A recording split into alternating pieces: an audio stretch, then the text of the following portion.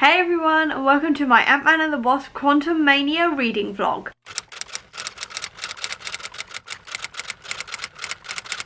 You all know the drill by now, a new Marvel thing is coming out, so I'm taking this time to make a reading vlog dedicated to reading all about the characters involved. This time we are talking about Ant-Man, also the Wasp, both versions, so Hank Pym and Scott Lang, as well as Janet Van Dyne, as well as Nadia Van Dyne, because Hope kind of doesn't exist in the main comic universe, which I will explain later, probably. Basically, Hope was basically made for the movies, and Hank has a different daughter in the comics. Anyway, so I'm going to be reading about Nadia as well, probably, because she is the comic counterpart. I'm also going to be reading about Cassie Lang, and then also, if I get time, I'll also be trying to read some stuff about Kang the Conqueror, as well as MODOK, who are also turning up in this movie. Today, I'm going to be starting with Hank Pym, because he is the original Ant-Man, but I'm not starting with his original comics, simply because I don't want to, because I've done my character profile this morning on Hank Pym for the Comic Book Sanctum, and there's a little bit of like sexism in there. By a little bit I mean quite a lot, in terms of how he treats Janet and all the rest of it, and I'm not here for that, so I'm just gonna skip forward to more modern times, which will hopefully not be as sexist. So what I'm actually starting out with is the latest Hank Pym run, which came out last year in 2022. This one is actually flashing back to the original like time of Hank Pym as the Ant-Man, but it's going to be written from a more modern point of view. Fingers crossed. So I'm going to get going with it, and then I'll start telling you what I think about it. Okay, so before we start, I've got to start with how this actually opens. So we're actually going through like a narrative temporal displacement kind of thing. It's sort of going through and acting like we're in some sort of simulation kind of thing. I'm just kind of showing you what all of this says, which I think is really cool.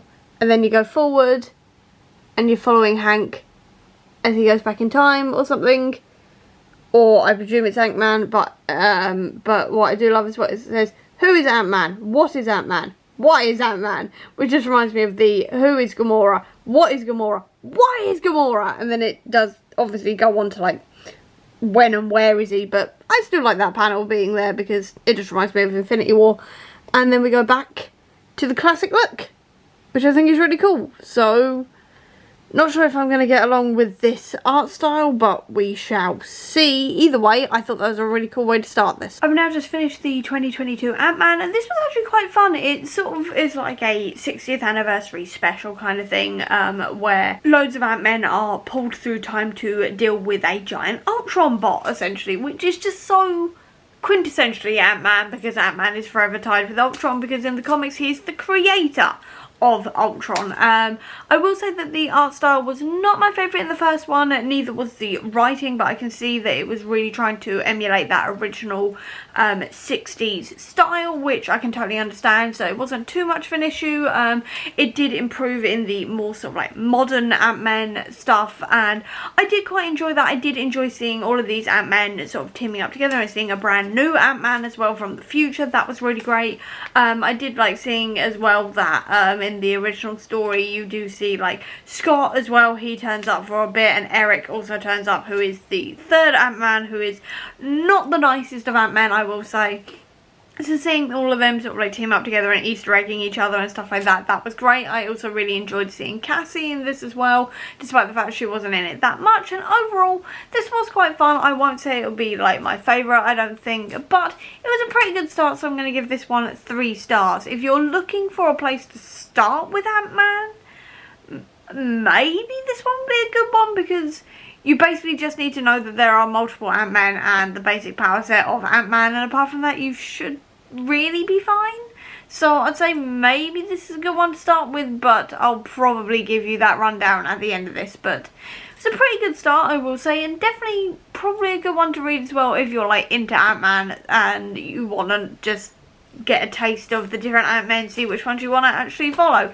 Actually, that's a really good idea. If you're looking for which Ant-Man you want to check out first, this one's probably a good one, because you get a good taste of each of them. So if you're intrigued by Scott, you can see if Scott's your man, or Hank, or also Eric. So yeah, actually pretty good one. On to the next one. I don't know what I'm going to read yet. Maybe some of the really short ones that I've got, like the one-shots. I don't know.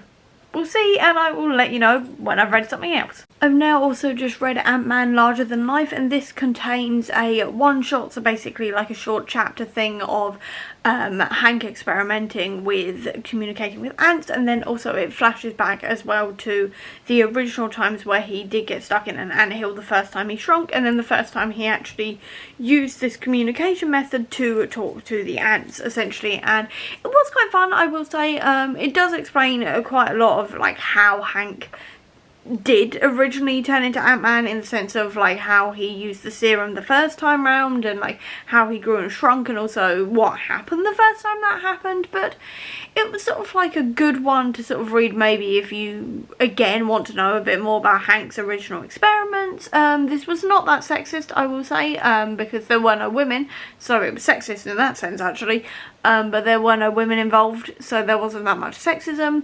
There was a lot of talk of like the KGB, and there's also like kidnapping, talk about radiation poisoning, things like this, but it wasn't too bad. I think I'm going to give this one 3 stars again. It was informative, but again, not my favourite one shot in the world, but still glad I read it. I've now just actually finished what I probably should have started with, which is Avengers Origins Ant-Man and the Wasp, which is a sort of new take on the original origin story. It shortens it down, it's using modern artwork, and it's been basically rewritten, and I actually really enjoyed this one. This is actually following Hank Pym and Janet Van Dyne, and how they both became Ant-Man and the Wasp, and how they met and things like this, so definitely this is the one to go for.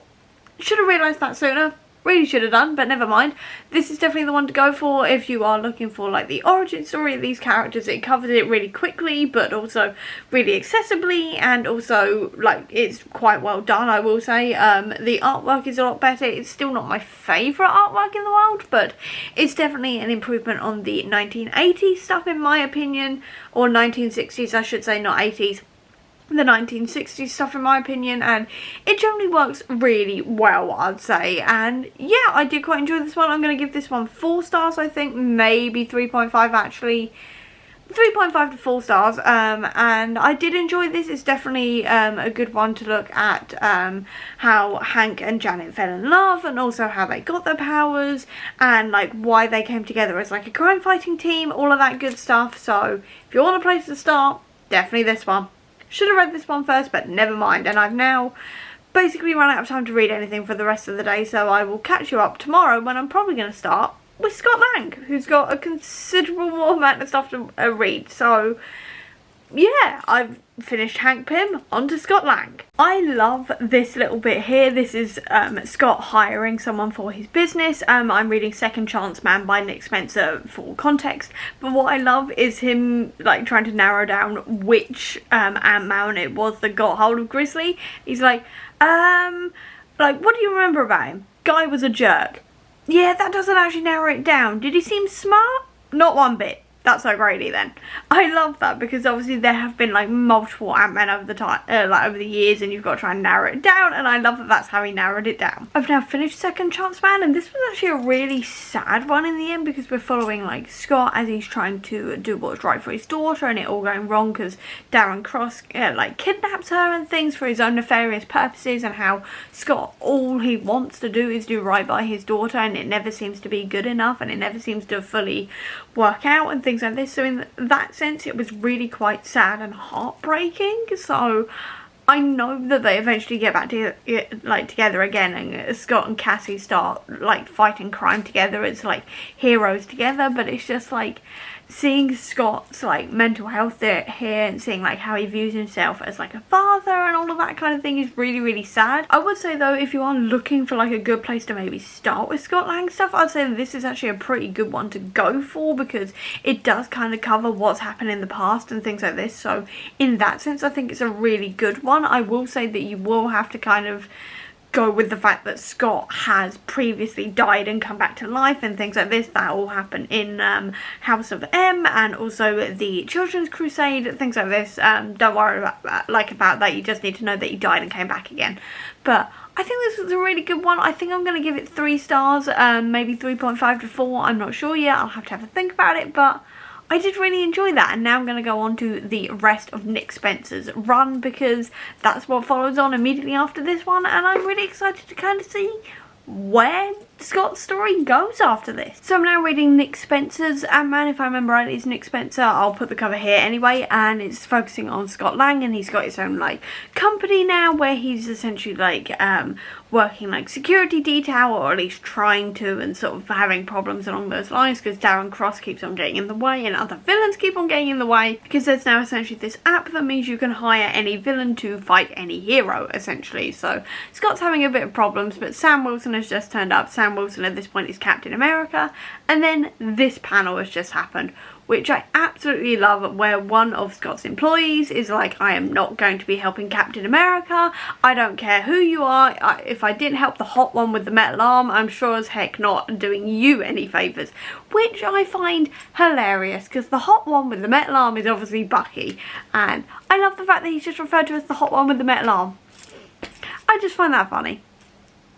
I always find that funny. I love Bucky, I love references to him, and that is one of my favourite references I've ever seen to him.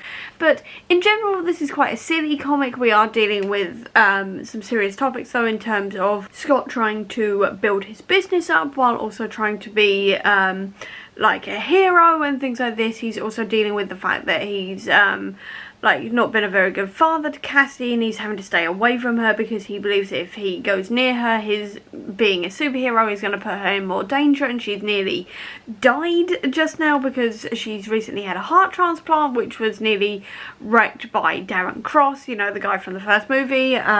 So that's quite interesting, seeing all of that and seeing how he really wants to be a father and how he's reflecting on like the mistakes he's made in the past and things like this. And also he's now in prison again, like in the future, and he's basically telling us all of this from prison essentially. So very interesting. Intrigued to see how he ended up back in prison again, and just generally quite enjoying this one. It is a bit silly, I will say, but I think Ant-Man, at least with Scott Lang, is a little bit silly, so I don't really mind that. I don't mind like a silly Marvel comic, especially when it's like Ant-Man or something. I find that quite fun. So yeah, I am enjoying it so far. I just wanted to highlight that one panel because it mentioned Bucky and it made me laugh. This bit here in issue 8 is absolutely hilarious. It's literally all of the villains that Ant-Man has just run into throughout the rest of this run, and they're like teaching the new guy kind of thing and sort of giving him tips and all the rest of it. I love the fact that they're just like, do not go to Hell's Kitchen because you will get beaten up by Daredevil. Do not go near Harlem because the same thing will happen with Luke Cage, but at least his wife's nice, and things like this. I love all of that. I love this idea of like villains getting together and just sort of chatting about where you can go and like what you can do with villainy, and also sort of like helping each other out in terms of like who not to run into essentially, because obviously there are a lot of heroes in New York and places like that, so it's very interesting to see like how the villains view that kind of thing, and I just think it's really fun. So yeah, I just thought I'd point that out very quickly because I think it's fun. I've now just finished this run, and it was by Nick Spencer. I thought it was. I just wanted to make double sure before I carried on saying that. But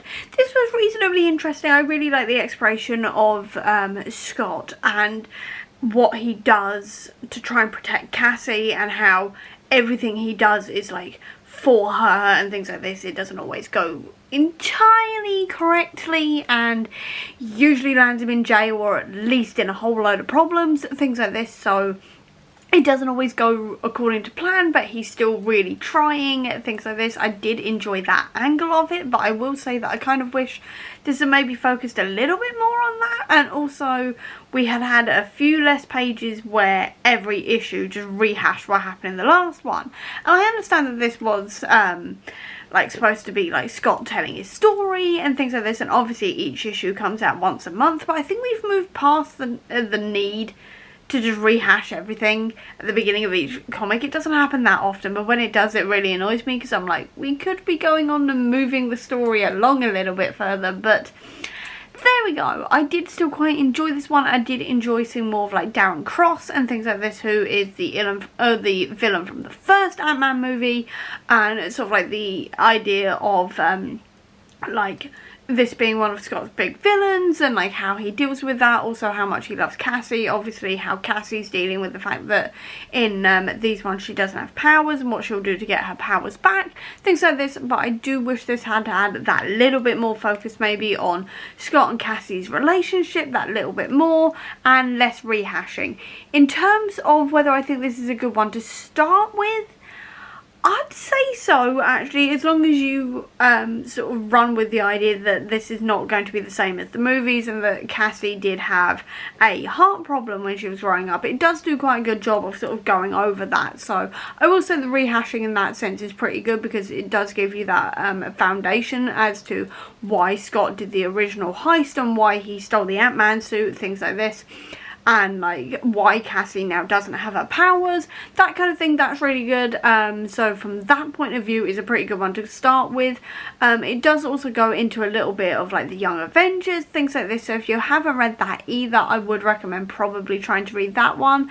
But overall, I did quite enjoy this one. I think I'm going to give it 3 stars though for the previous mentioned reasons. But overall, I did quite enjoy myself. Another one shot done, and Living Legends was quite fun because it actually involved Scott actually teaming up with Janet Van Dyne, so it was sort of like 2 generations of Ant-Man and Wasp teaming up, so that was quite fun. It did sort of jump off from something from Tales to Astonish though, which was last around in like the 80s, I think, so it's a very, very old storyline involving like a revolution, things like this, but I still think it was fun. It was a nice callback to previous Ant-Man stories, even if I haven't read them, and it was just fun to see Scott and Janet team up. So if you were looking for something short that's a bit of a team up, then this could be good. Just be prepared to be a little bit confused as to who they're fighting, that kind of thing. But overall, it was still quite fun. So I am now on to the Zeb Wells stuff, which is World Hive, I think it is. And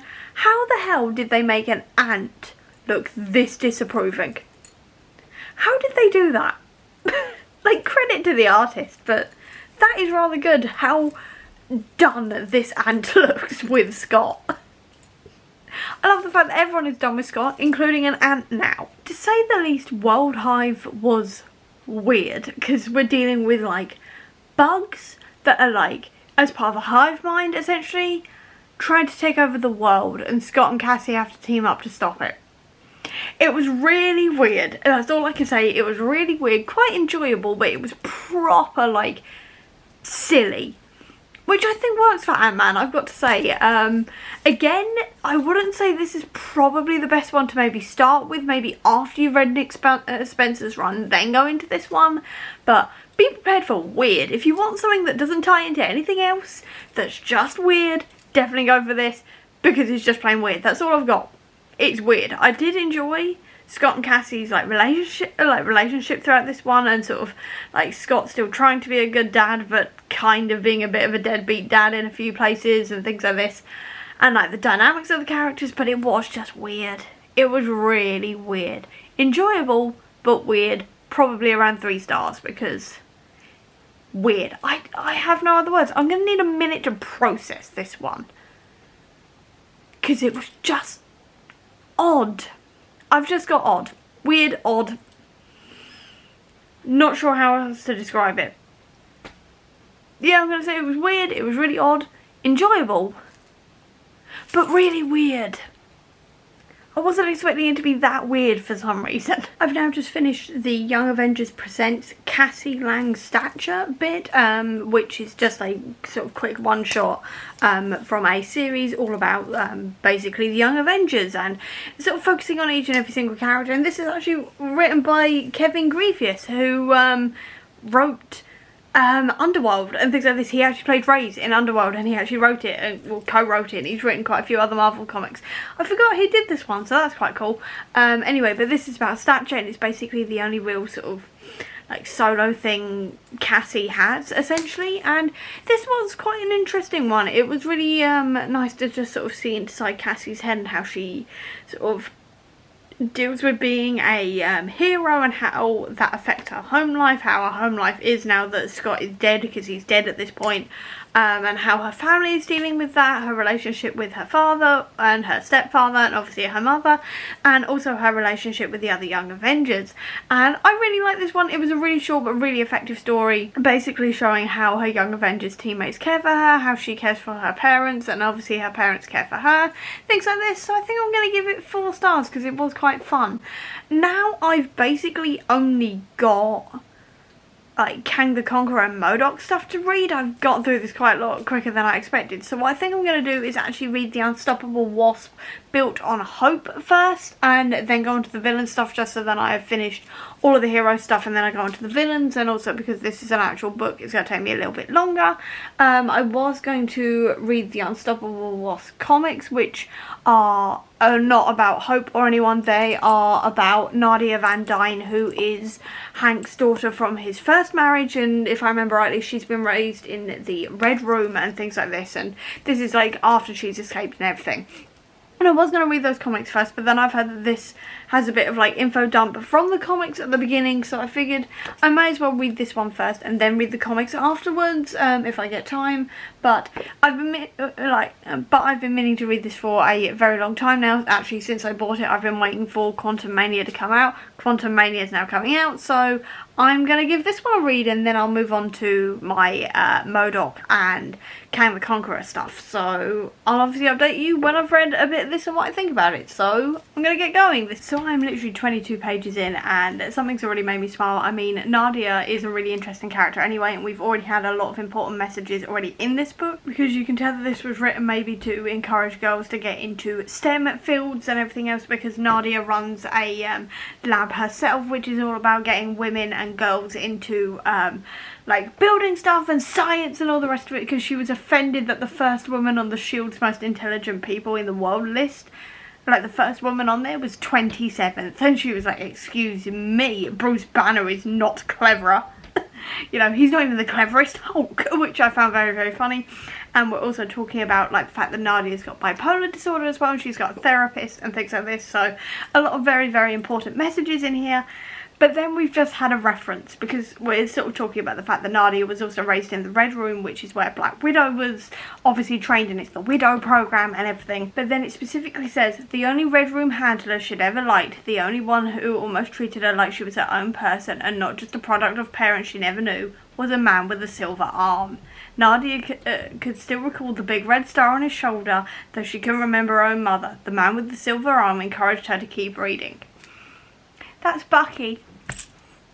I didn't realise she had a history with Bucky as well. Like, obviously I knew about Bucky in the Red Room and everything else, because that's a very big part of the comics with Winter Widow as a ship and things like this, but I'm just like, he had something to do with Nadia as well. I live for Bucky references, essentially. I just live for Bucky references, and we've had references to like Hank and Janet and things like this, but I wasn't expecting a Bucky reference, and that's just made me really happy, and now I'm grinning like an idiot because I love Bucky so much. I love him. I love him, and I really like Nadia so far as well, but just that little bit about Bucky just made me really happy, and I just had to say that because Bucky. This book's got a real focus on like looking after yourself and things like this, but it's also got in here as well that Nadia was very bright, but she also had some thoughts about the American public school system and billionaires who didn't pay their taxes.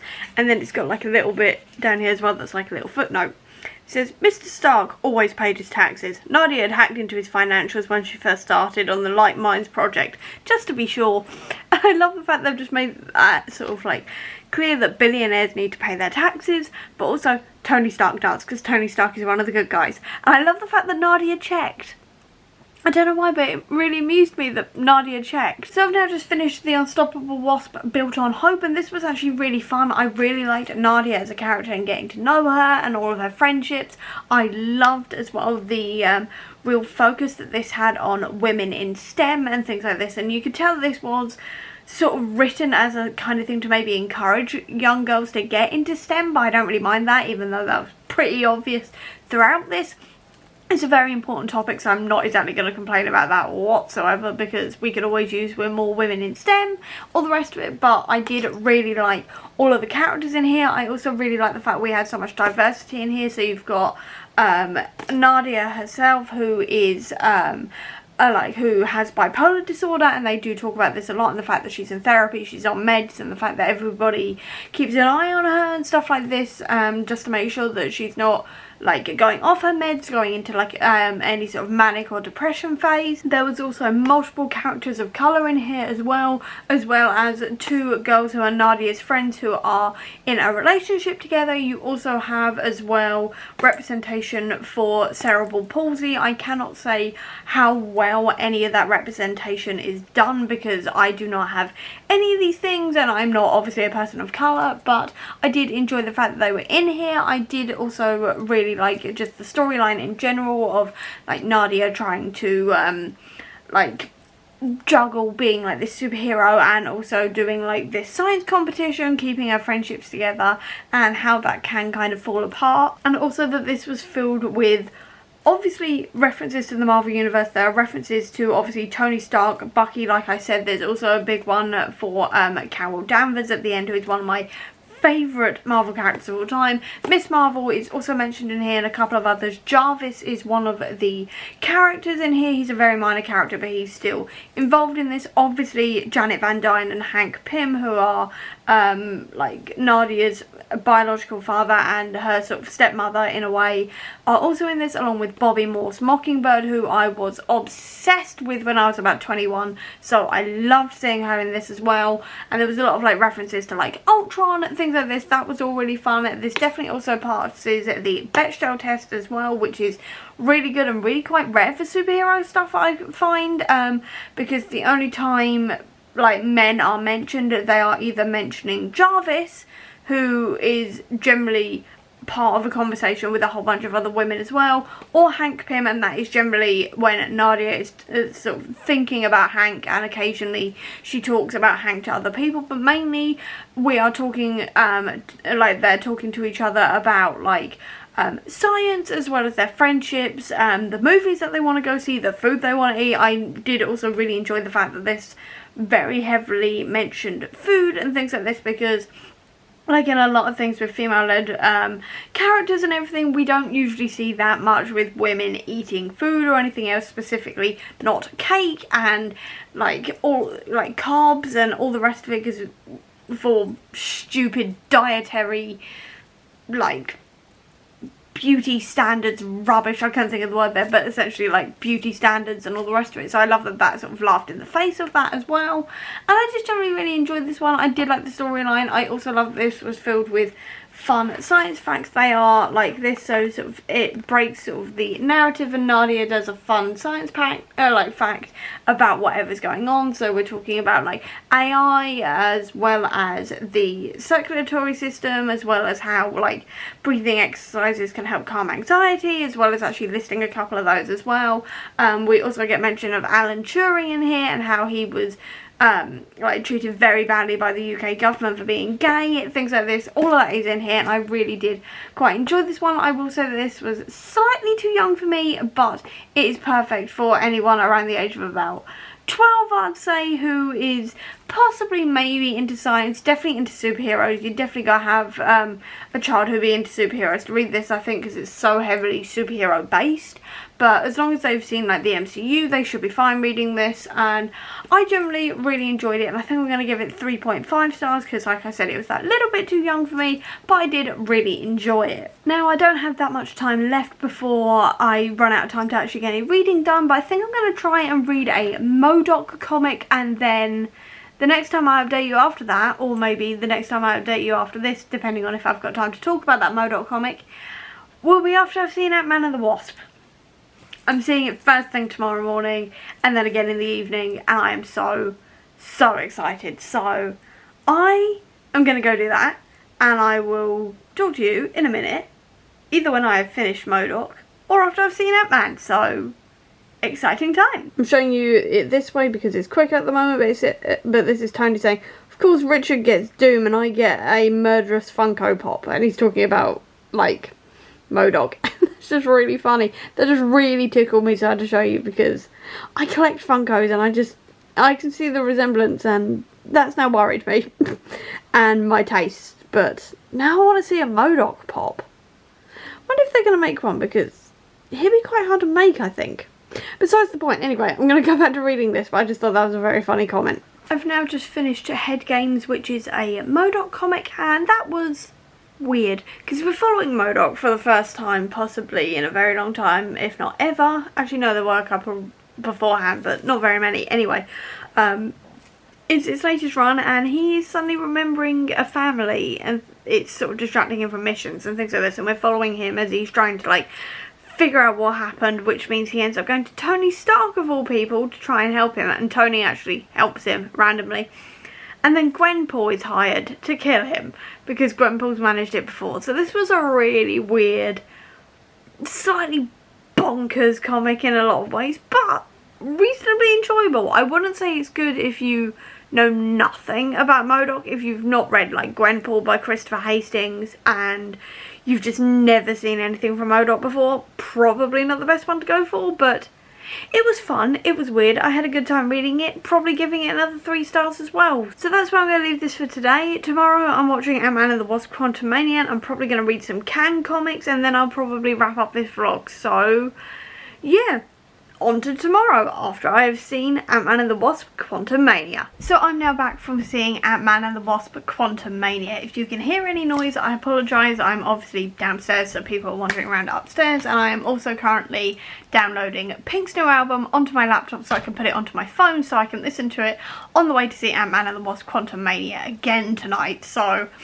what I'm going to do is tell you about my general thoughts, and then I will go through into maybe some spoilery stuff in a minute, but don't worry, when I get to the spoiler stuff I will fully warn you beforehand. So anyway, my thoughts on Quantumania. First of all, you can tell that Marvel are very much in a sort of experimental phase, I guess you could call it, in terms of like how they do their movies and like the different ways they sort of present their movies, and they're really pushing the boat out. I felt like there was a lot of things in here that was slightly experimental compared to the previous 2 Ant-Man movies, especially with like how the quantum realm looked and all of this kind of thing. I did appreciate it though, because obviously I do like a bit of like variety in these things, and one of the things I do really admire about Marvel is that they don't just stick to the superhero genre. They do also go into like different subgenres, like teen high school dramas. You've also got political thrillers, you've got like 101 other genres as well that my brain has blanked on. Space opera, that's one of them. Proper like hardcore fantasy, kung fu movies, that kind of thing. And this one just felt weird. That's the only way I can describe it. This one was definitely weird, and Marvel definitely lent into that weirdness, which I actually really enjoyed. I did like that weirdness to do with like the quantum realm, the story of the quantum realm. Kang the Conqueror was also a very good villain. I really enjoyed seeing Kang. Because I've just been rewatching Loki, and seeing like a different iteration of Kang was really good, especially considering I've been doing some like research on Kang and stuff like that. He was really good fun. He's definitely a formidable villain. I really like that. I also really like the theme that always runs through the Ant-Man movies, which is family and how much Scott loves his daughter. I loved that. I loved his relationship he had with Cassie. Cassie was also a highlight. I really enjoyed Cassie as a character. I also really liked exploring more of like Janet's character in this one as well. I would have liked to have maybe seen a bit more of Hope in this one, because Hope kind of took a bit more of a backseat in this one along with Hank, and I think she could have been utilised maybe a little bit more in places, but I did still really enjoy that. I did still enjoy their characters. I did enjoy sort of seeing a little bit more of like how their relationships have like evolved over the last couple of years since Janet got out of the quantum realm. The design of the quantum realm was gorgeous. I loved all of that. I loved like the MODOK element of it as well. MODOK was a really like fun, if slightly annoying character, but that was great. I will say some of the jokes maybe didn't hit as hard as I was expecting them to, like they usually would with a Marvel movie, but I do generally find that with Marvel movies, when I watch them first thing in the morning, because I always go to the first showing available in the UK in my area, and the first showing available was 9 o'clock in the morning, which meant I've been up since like 4:45 to 7 this morning, so I'm a little bit tired and a little bit delirious, but there we go. Anyway, I find that it can sometimes mean that the jokes don't hit that hard because 1, the cinema is half empty, and 2, it just means that there isn't as many people around to enjoy the jokes and that kind of thing, and also we're all half asleep, so that probably didn't help. I'll probably laugh a lot more tonight when the cinema is more full and I'm hopefully a bit more awake. At the very least, I'll be around more people, and that generally helps with the humour of it, because I generally find that the jokes hit a bit harder when you are surrounded by Marvel fans and not just like 5 or 6 other people in the cinema. So I'm not really gonna judge it on that one at the moment, because obviously I've got to wait for the second viewing, then I'll be like, ah no, actually it was really funny, or like our usual Marvel level of funny. That usually happens though, so that's fine. I will say that I did also miss a couple of like the elements of Ant-Man that are usually there. I can't say what they are for spoiler reasons, but I would have liked maybe those elements in there as well to make it really feel like an Ant-Man movie, because this didn't feel quite like an Ant-Man movie, because it was so like out there and quantum realm based and all the rest of it. But I still had a good time watching it. I definitely do recommend it. It's definitely not deserving of the mixed reviews it's getting. I think it's definitely better than some people are making it out to be, just like the Eternals and Shang-Chi were as well. So I definitely enjoyed it. As for the spoiler section, I'm going to start talking spoilers now. So if you do not want a single spoiler for Ant-Man and the Wasp, leave now, because I am not going to be talking about any more comics. I've got no time to read today. I've got to edit this video, I've got a blog post to write, I've got 101 other things to do, and I've only got like 3 hours to do it in, so I am not going to have time to read today. So you can leave this video here. I'll see you later. If you enjoyed it, please do give me a thumbs up. Leave a comment down below which comic you really enjoyed and want to check out, or leave me an ant emoji down below to let me know that you're here. And now by this point, if you are still here, I am fully expecting that you want spoilers. So if you hear spoilers and you didn't want to hear spoilers, it's your own damn fault now. So spoiler section. I really liked Janet's time in the quantum realm and talking about like how she was the reason why Kang was now stuck there kind of thing. She's sort of like Kang's sort of main